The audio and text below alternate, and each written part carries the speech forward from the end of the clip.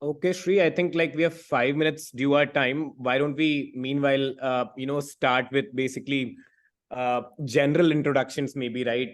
By the time we maybe extend the time window for like folks to join for another couple of minutes, maybe, right? But yeah, of course, Shri, I can go about basically looking at your LinkedIn profile and then sort of speaking about that you've worked at like some amazing companies in different engineering roles. All across throughout your like career, which has been, I think, more than 20 years, maybe if I'm not mistaken, overall, right? But yeah, for folks over here, I think like I personally know Shri like since quite like some time, and we have met basically at like a few conferences, exchanged basically ideas about what to do in the software engineering space, how to basically go ahead and like build products. I think I first met Shri at a conference in Bangalore, and that is where we got excited about like a few ideas related to cloud costs, which is sort of by default the favorite area for me. But yeah, Shri, would love to sort of like hear a candid introduction from your side, like in addition to what's already known to people, that you currently work as a VP at Freshworks, and then you worked at Microsoft for a long time as an engineering director, as a principal engineering manager, then at I think Yahoo as well as an engineering manager, and all sorts of, I would say, the fancy and the amazing stuff that you have done, right? But something about you, Shri, like from your lens, I think would be great to like hear, like to the general audience over here. Yeah, absolutely, Ayush. Hey, thanks for the introduction. So essentially, yeah, it's been a couple of decades that I've been around in the industry, and at a very high level, I've always been fascinated about the possibilities of what humans can achieve. Yeah. Um, I think at the very outset, and then if we kind of zoom in a little bit, we are talking about scale. So from the business world, how do you actually have massive scales? So anything that is big always kind of fascinated me, and that's one of the reasons why many years at Microsoft and more recently with Freshworks and most of the companies, we are talking about yeah, do anything but do it at global scale, and Yeah. uh, and then all the opportunities and challenges that comes along with it. Correct. So the whole human evolution over centuries, kind of learnings that we had and where we are today and where we are going to go. So overall, I think this is the evolution from the human perspective and also from business perspective. So I look at myself more as a technology leader who is business enabled, Got and it. Got it. always try to keep tech ahead of business. At Yeah. this point, usually business is ahead of tech. Business generally drives technology. Hey, I have this use case. I need a solution for this, and then you have a startup emerging. Yeah. Yeah, Yeah. I always strive to see like how we can actually flip that otherwise, and then say, hey, tech is ready. Do you want to use it for business use? And that way, you kind of accelerate and the solutions across the board. No, I think that's a very interesting take, Sri, right? Wherein I think, so I remember, I think when I was in the US, right, wherein like I was like discussing a lot of basically ideas with folks that, okay, hey, what could potentially be done into like, let's say, CRM space, into basically healthcare, into like sort of fintech and like all of the other stuff overall, right? I think it was like mostly about that, okay, hey, there's this basically and idea for a particular application which two developers can sit in like in a room and can like really code about, right? And let's see basically how much it could be potentially used by sort of a like people, right? I Yeah. think Monica, like, are we audible to you now very clearly? Just wanted to sort of like do a rain check on the voice controls as well, so that we don't miss out on all of these things.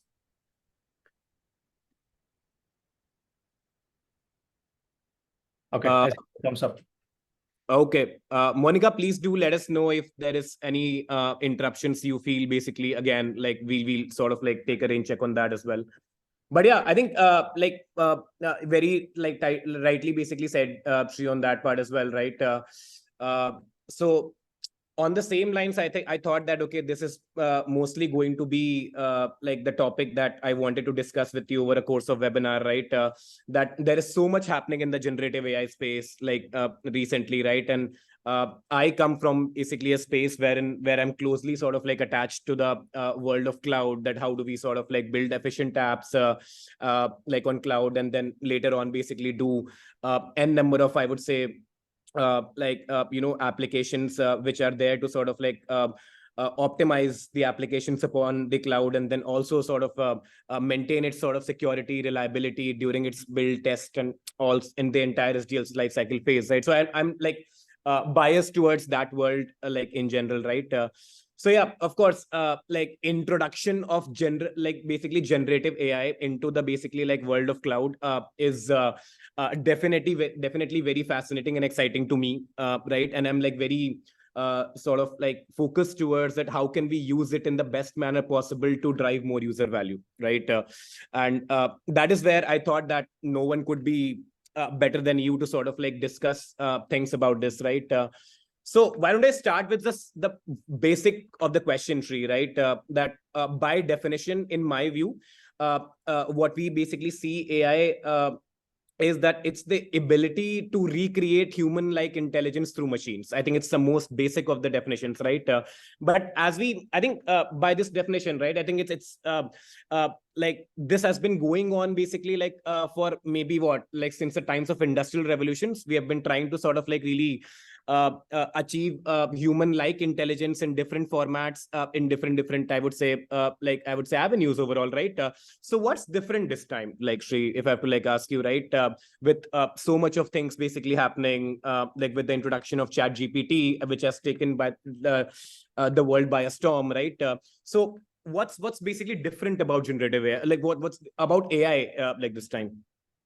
It's very different, and actually, it's an orbital shift. So, just to put things in perspective, if you were to kind of talk about human evolution, like the entire timeline, it probably can come in three different phases. One is BCE versus AD, right? Before Common Era versus AD. We always talk about it. That's how we talk about history.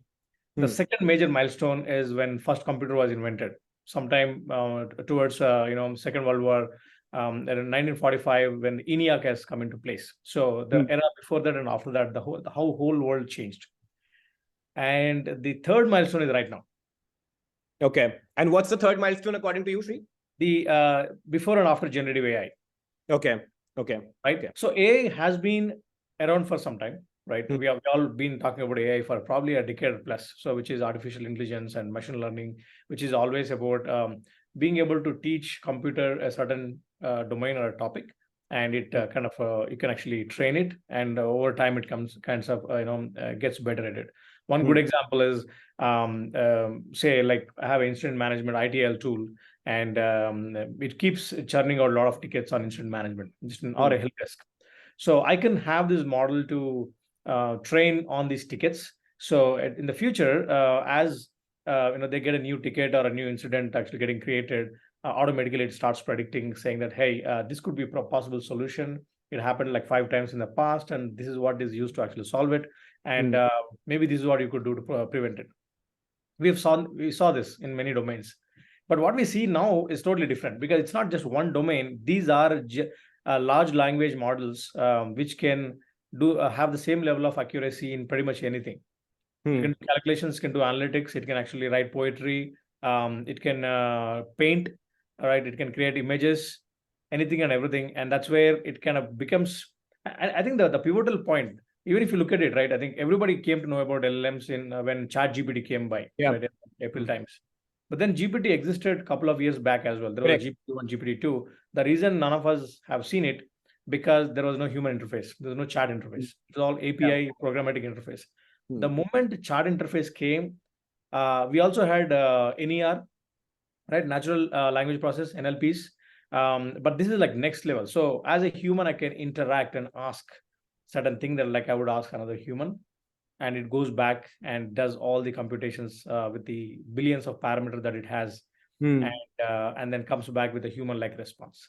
And this has happened before, and this will have incremental and exponential repercussions in the future on how our computing and human lives will actually happen. Makes sense. I think so. It would be like, would it be right to say, Sri, if I just basically take up the, I would say, third generational change in the, I would say the third, like most important change in the history of AI that we've been seeing, right? That it's the basically magical transformation from basically NLP based systems to now LLMs, like overall, right? Wherein like what we used to do, I think like maybe 5 years back, is that okay, we have to basically prepare an instruction set, which has to be sort of applied to a training data, right? That could sort of then extend to a vast majority of data to produce the desired output in a predictive way overall, right? That was, I think, sort of like majority of what a basic definition of what NLP based systems could be at the end of the day, right? But with LLMs, I think what has happened is the introduction of the context based outputs, that you sort of like really specify a context, and on the basis of that basically context, right, a computer is able to reason out with you, and on the basis of that reasoning exchange overall, right, it leads to basically n number of desired outputs, which is generative in nature, whether in form of photos, whether in form of text, whether it is in form of code in general, right, or anything that we could think about. So is that the right sort of like understanding, Sri? What sort of No, it's absolutely. So high I think level? if you look at, I think very fundamental way, there are two things that have changed from the past to now, right? The past ML world to now, two things have changed. One is the training happening like before, but it is happening on everything. Yeah. There's no limit on what it is can train on. The second thing that changed, to support this training everything, you need the massive computing. Yeah. So the massive GPU, so no more CPUs. It's all about graphical GPUs, right. processing units, and that's how Nvidia stock went into trillions. Of course, I bought it. Nvidia stock. Not sure Good for you. I'll sell it for, but yeah. Yeah, and look at that, right? I think the company came from nowhere, from 40 billion to 1 trillion in almost no time. Now we have a scarcity of GPUs. So these two things haven't happened before.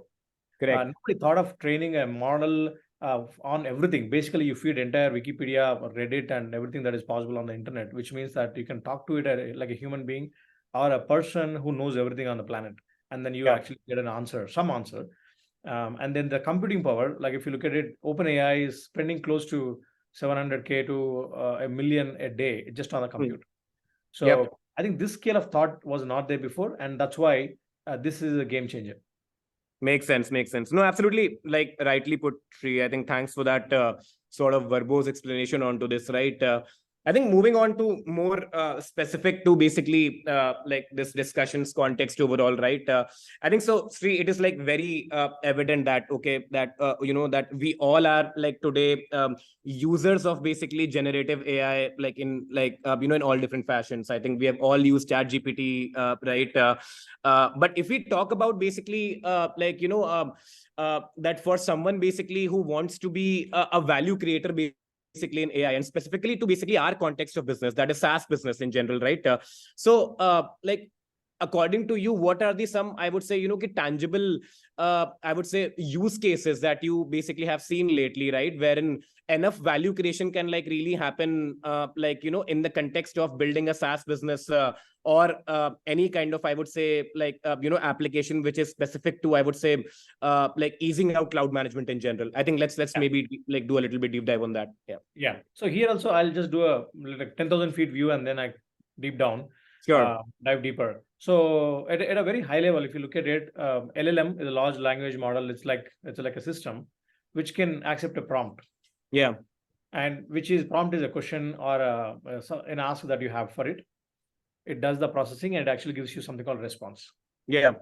So now the prompt could be what we want, and the response is in multiple different ways. So generally, people use it for using like content generation. So the content could be emails, articles, tech support, journals, right? Technical support articles, whatever is required depending upon your job, right? For example, if I'm a tech writer, all I'm doing all day is actually writing, proofreading my articles. So think that you can do it in a week's time. You can probably do it in a few seconds and give the output to you with a decent amount of accuracy. So that is one whole category of content generation. Got it. Okay. Second category is a code gen. So it can actually generate code, right? Just like I said, it is trained on everything. Shri, I think I lost your voice. Is it just me or like the broader audience as well? Hey, Surbi, if you're there on the call, can you just maybe check? Can you guys hear me now?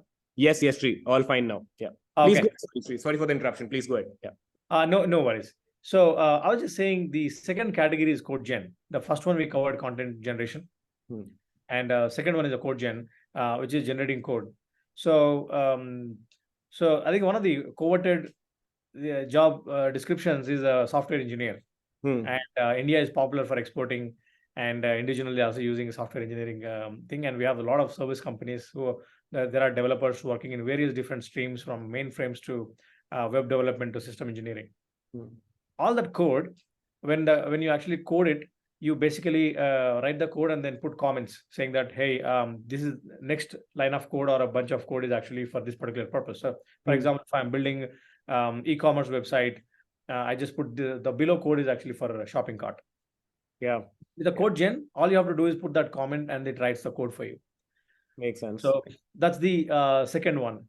And then after that, there are multiple different, like, domain specific, like a CRM or customer experience. Yeah. One good example for customer experience is I'm a Airtel customer or some mobile customer. I have a issue pending for like 2-3 months.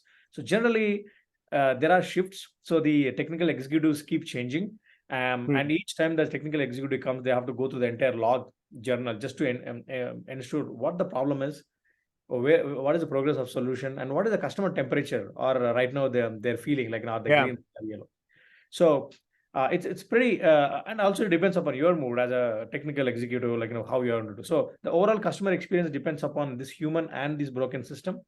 This LLM can actually summarize the last 3 months of the entire conversation and solutions and everything, can give you 3 lines about exactly what you should talk to the customer, what you should not talk to the customer. So stuff like that.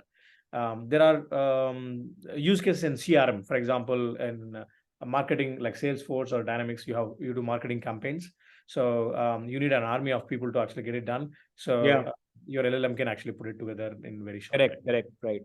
No, absolutely. I think while you were sort of like really speaking, right, I think I was just sort of like really understanding that, okay, it's the contextual assistance first, and then sort of like really automation of the routine jobs, I think that's second. And then sort of, scaling on the customer support side, right? I think scaling the customer support by intelligent bots. Yeah, I think these 3 parameters, I think these 3, I think avenues, like you can do a lot. Typically, I would say in the like CRM space, typically in general, right? I think I'll bias this discussion towards basically that area, specifically, right? And also basically also where in the world where I come from as well, on the side of observability as well, Sri, I think I'm seeing the really same, right? I think we build basically observability and governance solutions for, I would say, cloud management for our customers, right? So I personally feel that, okay, now with the introduction of LLMs right now, right, this complete experience can be revamped overall. I think earlier, if I have to look at the before and after story, right, however basically nice you try, or the best of the effort you try to sort of build a great UX for the observability solutions regarding anything that is cost, performance, or anything, right, on cloud, the customer has to really, or the user has to really spend a significant amount of effort and time in order to or to navigate these dashboards to kind of build the desired value for himself or herself, right? But I think with the introduction of basically LLMs and generative chat GPT over here, right, I think all this effort can be really taken away. So observability and becomes a lot more simpler today. I think with the things such as automated RCA. Earlier, the user has to sort of really dig down into enough number of basically flows on the observability dashboards, or maybe become a pro user at it at the very first level, right? There are people who are trained professionals on certain like platforms such as Datadog and New Relic in order to kind of best value out of it. I think all of that is sort of like really maybe eliminated in a lot of ways. That okay, hey, you get automated RCAs now in plain English statements, right? The insights are basically more tangible and accurate for you, which otherwise basically were biased towards very few parameters, which because system can like operate only on the base of that, right? And then even I think you can now auto generate dashboards like as well. I think that's there. And then of course, like on the automation side, that okay, earlier there was basically policies and rule engines being written a lot, basically like to ensure a smooth cloud governance. That okay, there's something that you can do. Here's a policy automation for that. I think with this generative AI coming into picture, where you can generate code, auto generation of policies, templates is something that also that we can potentially do. So potentially, I think the entire cloud management is on the verge of disruption, according to me, at this point in time. Yeah, absolutely. Yeah. Anyway, I think like moving in the interest of time, Shri, maybe I think I'll also basically cut short a few questions, because so that like we don't go into the flow of each of them like very deeply, because I know we can spend like hours and hours discussing about each topic. We have done that in the past. But yeah, I think let's some time for Q&A as well. Yeah, absolutely. So I think the next question, like Shri, that basically I prepared for you, right? On the same lines, I think once basically we have sort of like figured out that, okay, these are the like 7 different use cases that we have to like really solve for at the end of the day, right? It's always exciting to kind of like figure out what we can do more with generative AI, right? But there's always basically, enough debate going on about like doing AI responsibly, right? So yeah, would love to get educated myself as well, that what do you sort of like perceive about responsible AI basically when you're building like so many like large applications at Freshworks basically, which is using a lot of generative AI, right? So how are you ensuring sort of like a responsible AI? I think a practical example driven thing would be a lot helpful for myself and an audience in general. Yeah. So just in a simple word, what responsible AI is all about. So far we spoke about use cases. What can we use AI for to enable the business and make more revenue, keep our customers happy and stuff like that? Everything that can go right with AI. Responsible AI is all about everything that can go wrong with AI. Okay. So the abuse, the fairness, the hackings that can happen, the cost escalations, everything that can actually, the negative connotation that can happen with AI is something covered in responsible AI. And honestly, very few people understood at the beginning. It was all about a lot of excitement about, hey, where it can take us and stuff like that. But then only few in the industry started looking into deeper and found out, hey, what is happening here? In the past, when we first started computing revolution, we used to have data center servers where my customers can access, and they actually put their data in the data center servers. Physically, they are locked and caged. There is a physical security around the data center so that the customer data is not taken away. These are pre-internet. The second phase, you actually have internet, where data started flowing in the internet. So there was some awareness about it, and then we spoke about the data encryption, data at rest, in transit, like how do you encrypt so that with SSL and all these certificates, you basically encrypt the data just to make sure that the right person is seeing the data, and even within the right administrators have the data. Till here we are good. If you have a DDoS attack in this current scenario, they can bring down your server. Somebody can actually, a hacker can come in and they can bring down the server at the maximum. After some time, you can actually come up and then start still serving. With the generative AI, everything changes. Your entire product behavior is in your LLM, right? And if I am a prompt injection hacker, I can log in to, if you're a bank or if you have a government service which is using a large language model, I can hack in and change the behavior of your LLM to totally behave like something else. And you won't even know. Your customers also won't even know, right? I can start getting you into all kinds of legal trouble, bias, like discrimination. I can actually multiply your cost, and there are so many things that can be done. And second thing, this is about what can go wrong. And the second thing is the data privacy also is very, very exposed, especially because we are now doing training. So imagine I have two customers, A and B, and I start training the LLM with both the customers' data. And if I don't anonymize it or don't strip off the PI, privately identified information, then each customers will start seeing their each other's data. Correct. And that's why it's a huge thing. So I think my recommendations is that I think every company, every large company, enterprise company which are adopting generative AI should have a separate department, very much focusing on AI governance. And at least in Freshworks, we have identified as like 5 different sections for AI governance. So there is a data security. We're talking about all the PI, everything about privacy. There's a network security where you restrict who can, like for example, Europe data stays in Europe. Somebody from US cannot access data in the US, right? All the physical and network related controls. There is a LLM governance, which means that you as admin define which large language model your company can use. Today I'm using OpenAI. Somebody in the Hugging Face or SourceForge puts up a new LLM. No one has a clue how it behaves, and then some developer in your company goes and onboards it, and then it starts actually completely changes your behavior of your product. So, and that's the third one, which is basically model governance. Fourth one is actually user governance, which means a very non-technical user in your finance department looking at Excel sheet, a lot of company data. Hey, you know what? Let me actually feed this to ChatGPT and probably ask to summarize. Your company finances as a public company goes public domain. Correct. So that's the fourth one. And fifth one is basically a bias and fairness. This is more to do with your engineering teams. So these are the 5 pillars we define. But I think it needs a lot of focus and very consistent. As much progress you make with creating new use cases, we have to continue to make progress in safeguarding ours. No, that is very fair of you to say, Shri. I think I was probably going to cover like some of these points in the next question that I had for you regarding the data security when it comes to basically building AI apps, right? But I think this is a very real problem, Shri. I think I was just reading it somewhere that in some research, right, that at an average, any company, right, 11% of employees are basically sharing confidential or proprietary data into ChatGPT.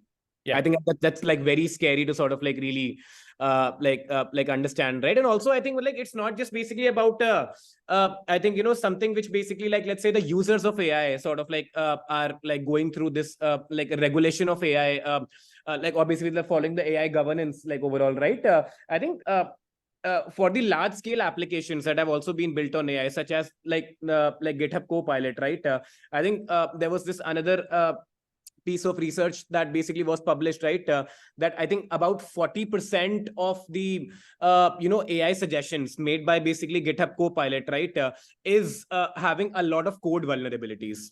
Yes. Right. And so that is where I think, it becomes of a paramount importance, as you said, right, that in addition to sort of like really having a team which is focused on innovations with by using generative AI, right, it is equally responsible to sort of like have a dedicated piece of like teams or maybe like let's say like set of activities inside the company, right, which is responsible for improving the risk posture for these AI apps that we like sort of built for.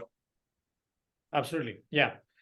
I think at a high level, right, I think when I look at it, governance, I think there are 2 areas. So we have something called training for LLMs.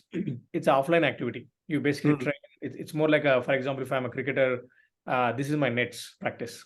So second one is inference. Inference is more like you are playing in the arena. So that's when customers start hitting your LLM and start taking it. Yeah. So for training, we have to make sure that any training source is anonymized. Make sure that all the PA data is kind of stripped off using either regex or comprehend or some of these open source or proprietary tools. Just to make sure that it's called a PI reduction. And this reduction needs to happen for us to do that. And then you centralize all your training sources into one. That's exactly what we are doing at Freshworks. Got it. Makes sense. Second one is in inference, there is a prompt and there's a response. So you need systems like Microsoft has something called a graph, or Amazon has something called a token analyzer or prompt analyzer, where you don't know what user is inputting or the developer has coded. So the prompts you have to scan, make sure that I think they are the right prompts, and then rebuild the prompt if required. For example, somebody is asking you to say, hey, OpenAI, tell me how to make a nuclear bomb. right? Correct. Luckily, most of these major things automatically get detected and they are kind of deducted. But Yeah, then now they are. Yeah, now they are. now they are. But then we should also build something internally also to actually do. So that is second thing that Correct. we're working very closely on. Correct. No, that completely makes sense, Sri. Uh, like, yeah, on that note, I think, Sri, like, why don't we sort of like discuss about, that, okay, like, given that there is, of course, we talked about that, what is something that we can do with AI, what we basically should not do with AI, and what should be the regulatory controls basically about it, right? But let's talk business when it comes to basically AI, right? So how do you see basically, that, okay, it's very important, like, sorry, it's very easy sort of like, for let's say someone like you like to kind of like sit for maybe like 24 hours and use chat gpt to basically create an AI app in general overall, right? And possibly like we all can like sit together and like do something like overall with such kind of things, right? But how should someone like really think about like the monetizable use cases, like when it comes to basically like the use of generative AI in today, right? And if this could be like specific to like cloud and SaaS, like even more helpful. Yeah.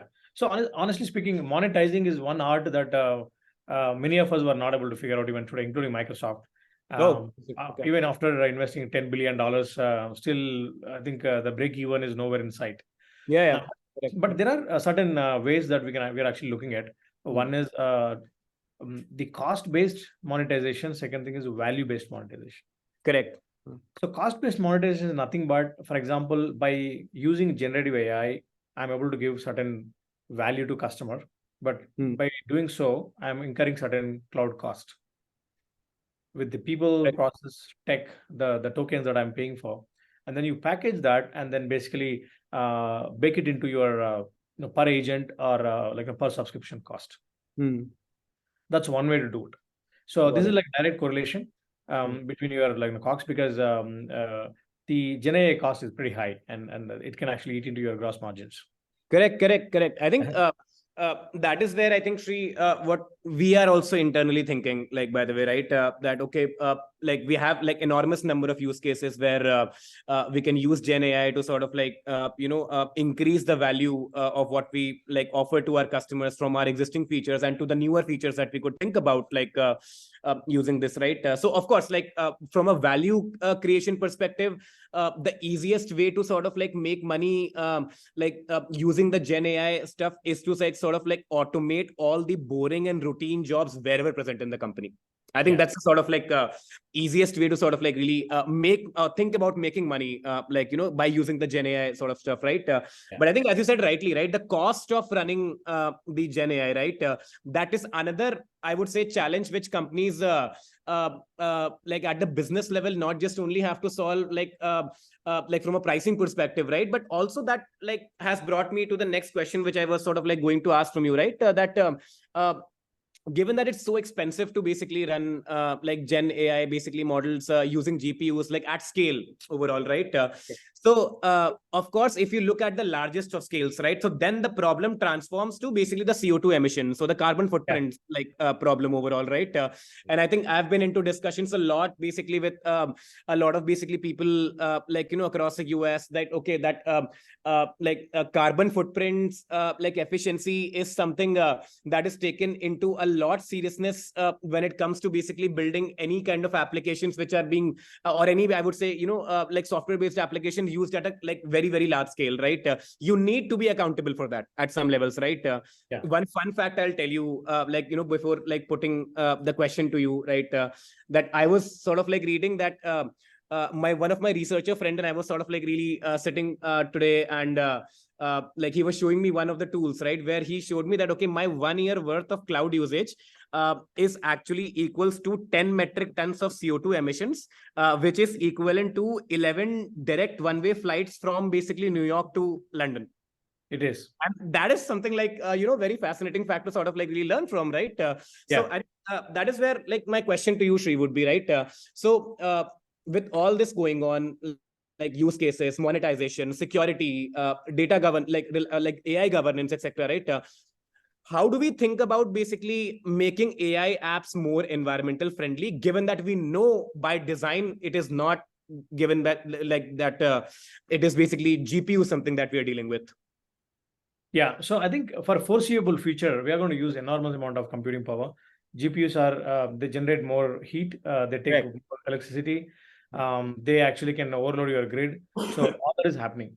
Yeah. But I think one positive thing I'm seeing on the other side is if you have seen the recent announcement by NVIDIA, Hmm. they have kind of come up with something called a DGX data center model, Correct. Yep. right? So it has a footprint, especially carbon emission footprint of probably like 1/10 of the traditional data centers with the same amount of computing power. So they are while they are actually filling the whole world with the GPUs, which actually hog a lot of power and generate a lot of heat.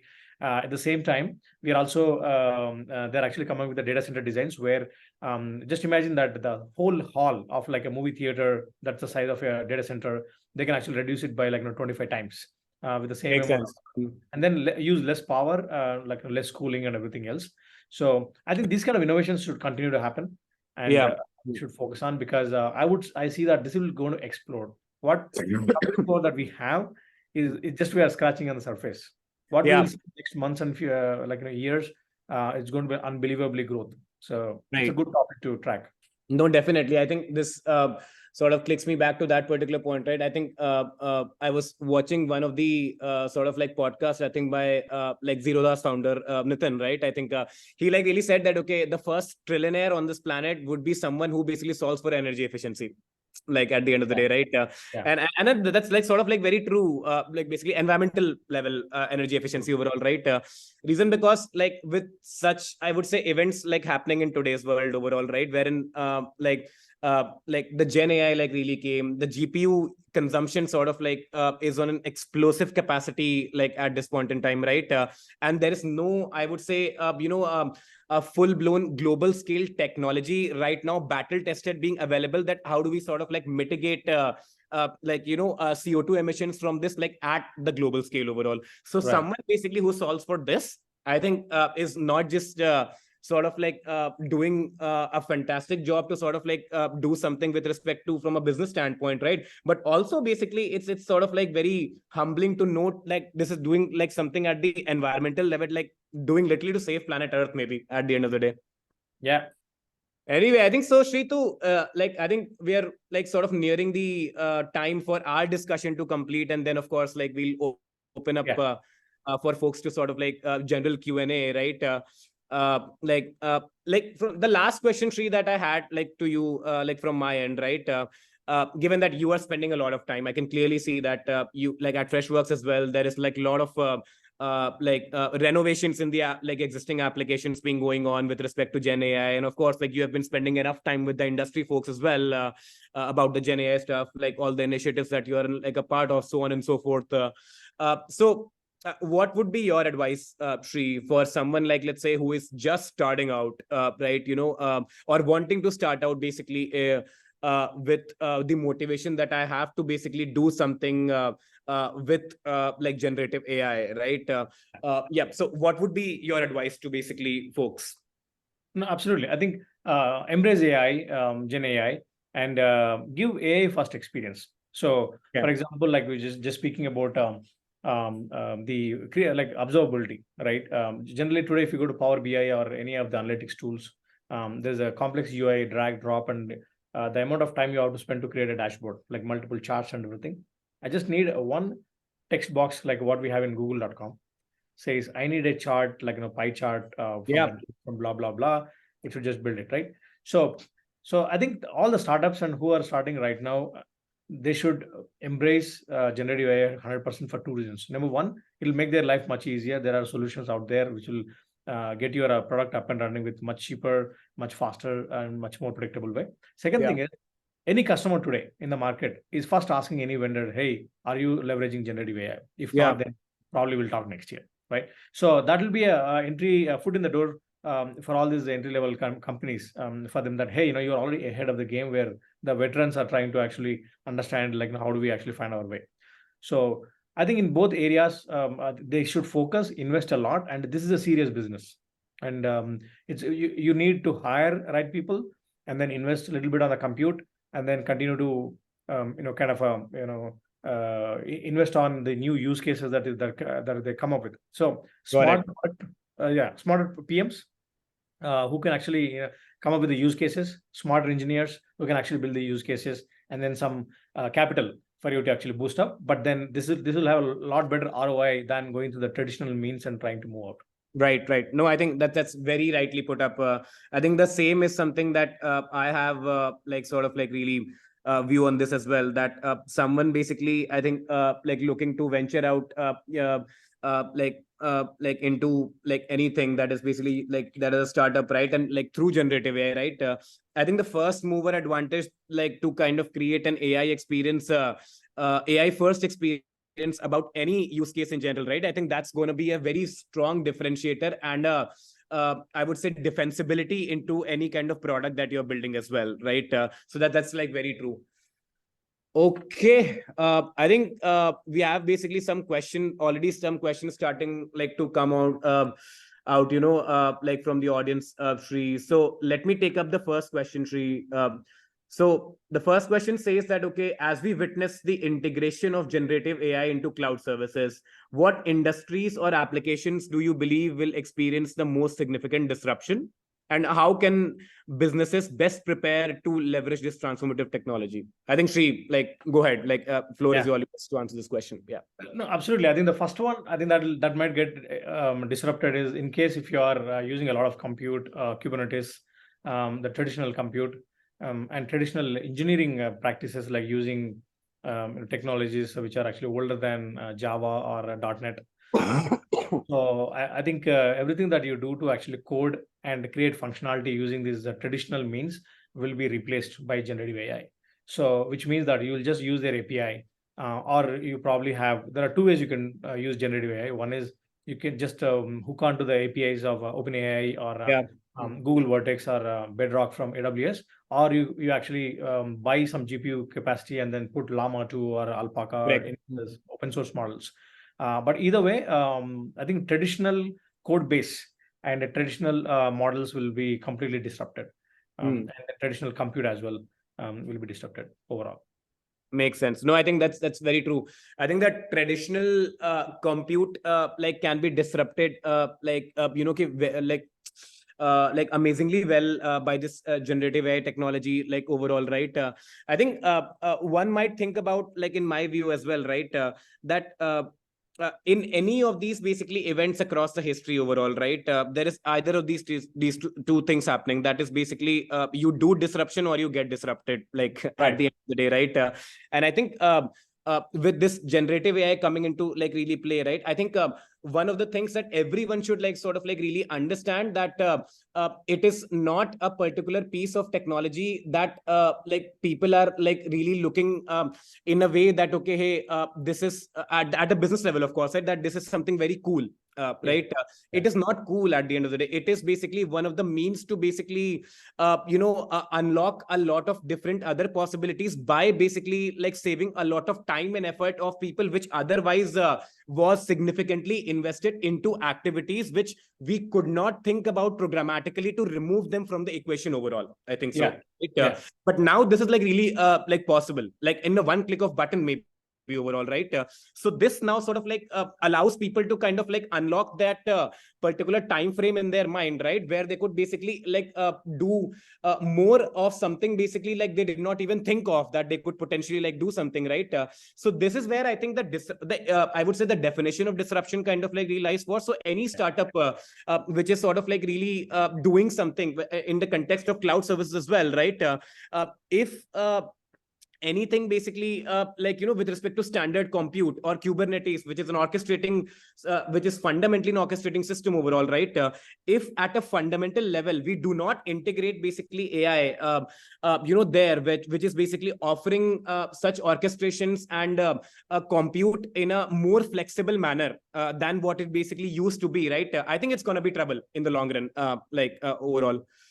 Absolutely. Anyway, I'll move on to the next question as well, Shri. So the next question is, it says, how do you envision the role of generative AI evolving in the coming years? And what potential challenges do you foresee as AI continues to transform the cloud computing landscape? I think we have already answered this question to some Correct. extent, but feel free, Sri, like to like add something Yeah, more yeah. to No, it. I think we cloud computing alone, I think we just kind of answered. So I think most Yeah. of these workloads from the general CPU world will actually move over to GPU, much lesser GPUs probably 1,000 CPUs to probably 100 GPUs, and also the code, the functionality itself. For example, if there's a article summarization or any of the simple email generation kind of code will get transformed into LLM, because you don't have to code for that kind of stuff anymore. Yeah. And so I think these are the two areas, and then obviously the skill sets of the folks who are actually managing, both from the engineering developers as well as the SRE and DevOps teams, I think starts to transform, because now you'll start more focusing towards how do I benchmark my LLMs, how do I do prompt engineering, Hmm. and then I think we have short of time, but there are a lot of stuff like vector databases for semantic search to Yeah. improve performance, and then how do you do predictive analysis and the cost control, Yeah. stuff like that. So there are multiple different ways. So it's a very exciting landscape. But I would just say that I think at least people process technology, start orienting them towards the Gen AI specific Correct. things. Correct. No, I think that's completely true. I think specific to the cost control, the area which is sort Yeah, of like I work deeply with, right? I think uh, like this particular area, like definitely I think cost is one general, that not just if we look at like the cloud cost, but cost of basically like running a business overall, right? Whether it is on cloud, whether it is basically on salaries of people, or the other sort of different expenses which involves when it comes to basically like running a business overall, right? yeah, One of the like interesting things that basically I particularly feel exciting about is basically universal finance, like in general overall, right? What it's like sort of like means is that at any given point in time, right, it's very hard for someone basically from a finance team of a company to sort of like get a real time like sort of like view of what's happening like of the cost of the company, like on an overall level. It's always by the end of the month someone like who realizes it, right, that okay, we spent this much on this much on that, this much on etc., and this is leading to sort of like these many overall things, right? So how do we sort of like use these predictive technologies like such as generative AI, right? So that it could take up billions of parameters across different I would say departments like that are producing cost to the company overall, right? And have basically a real time view at every sort of like day of the like month, right? That this is basically your cost patterns are like looking like, right? That could like immensely impact the profitability of the company, like if we know definitely. on like day-to-day basis, right? Okay, I think we have a lot of questions free coming out, but I think I'll like go ahead and take this up as well. So this question is from Monica, right? And I think she says that okay, can you throw some light on how Gen AI is helping improving engineering productivity areas and operational excellence? And what is Freshworks doing around these areas? That's first question Yeah. from Monica. Yeah. So quick, so, I think item on that one is um, uh, one is the developer efficiency through CodeGen. So the moment GitHub Copilot came in, we adopted it right on the day one, and then now we upgraded it to Copilot X, and we also started experimenting with Code Whisperer. So what's basically happening with this CodeGen or Code Assist is we have close to a few thousands developers in the company. Day in and day out they are building features, and with this Copilot coming in, literally Copilot, right? It actually can help you do your development work much faster and much better. And we are still evaluating it, and to large extent I think we should be able to find some ROI there. Second part is generating of test cases. Hmm. It kind of pleasantly surprised me when GPT-4, we're basically asking it, saying that, hey, there's a new code came in, and here is the feature set, and why don't you just tell me? It's 80% accurate. The work that a test engineer could do it in a week's time, I'm getting it like in a few minutes. Yeah. But not 100% accuracy, 80% good enough, right? Yeah. So Speed third, that counts, right? Yeah. yeah, Yeah. right. And the amount of like it just keeps giving you like 10, 20, 30 number of test cases, and then it can actually go feed into your test suite. Correct. Correct. Other areas like knock 24/7 SRE and all these areas, we started integrating it AI slowly. So not just RCAs and stuff like that, but we are also able to predict future outages using AI Correct. based on the Right. past trends and anomalies that we saw. It basically is able to tell a week later, exactly on a Sunday night, you might have an outage, because we saw that similar pattern in last few months or last few weeks, stuff like Correct. that. So Right. observability and everywhere else. So I think our primary goal as a company, twofold said. One is, how do we influence our customer experience with the Gen AI? At the same time, how do we actually improve the operational efficiency internally? A lot to speak about, but I think these are the three main areas, like engineering and operations. These both areas we are using it extensively. Got it. Makes sense. No, I think to summarize this, I think I'm completely aligned with the same set of, I would say, like engineering efficiency sort of improvement use cases with Gen AI, right? I think QA automation is something like is going to be the next big thing. I think using Gen AI, I am like a strong believer in that, right? And then secondly, like with respect to like the automated RCS, I think it's going to be much more faster, like for people, Yes. right? That's like very true. Another question I also pick up from Monica. I think she asked, right, is that with respect to she says that that with respect to the organizational structures in engineering departments, right? So how are they going to evolve? Like with the introduction, or are there any new departments that are going to be created? Like I think that's a very valid question. I think like it's a very interesting question. So at this point, it's evolving. Like what we saw initially, for us to get a head start, we created a V team across cross-functional teams across business, both in the product and engineering, to be able to innovate on AI. But as I see, we will see a platform emerging in the engineering specific to generative AI. Okay, this platform is all about like what we have Freddy. So this platform will be a single API interface for all engineering, but inside it is a huge thing. Like it can look at your governance, it can look at your rate limiting, it can look at model governance and many other areas. So I see that this will become probably one of the largest platform groups within the company. And from the product perspective, also there will be a COE, like even somebody who's reporting directly to your CPO and CTO at a VP level or SVP level, very senior person focusing only on generative AI, just to churn out these brand new use cases that are coming in. I also see in the GTM space that the entire sales and marketing folks should be oriented with the generative AI. But this will be in short term that you see these special units. But in long term, I see this will get embedded, just like how computers become part of everything. Generative AI will become a mindset, and it becomes a default skill set and functionality of every department. Very true. I think that is my view as well on this. Like, I think it is sort of a thing that we have to embed like into our existing systems, people's, as you said, people, process, and technology overall, right? It is not to be looked at basically as a separate thing, which needs a, I would say, different departmental like sort of like creation in the company, and that's their job to do like anything and everything with respect to generative AI, right? It is like has to be a part of the entire company life cycle somewhere or the other. I'll pick up this question from Kumar, I think, right? I think so. Kumar basically says that like how the current AI ecosystem is basically tackling the data generation governance, which would be a huge bias for the future, and what would be potential impact. So anything basically like on that tree, like that you want to sort of like talk about?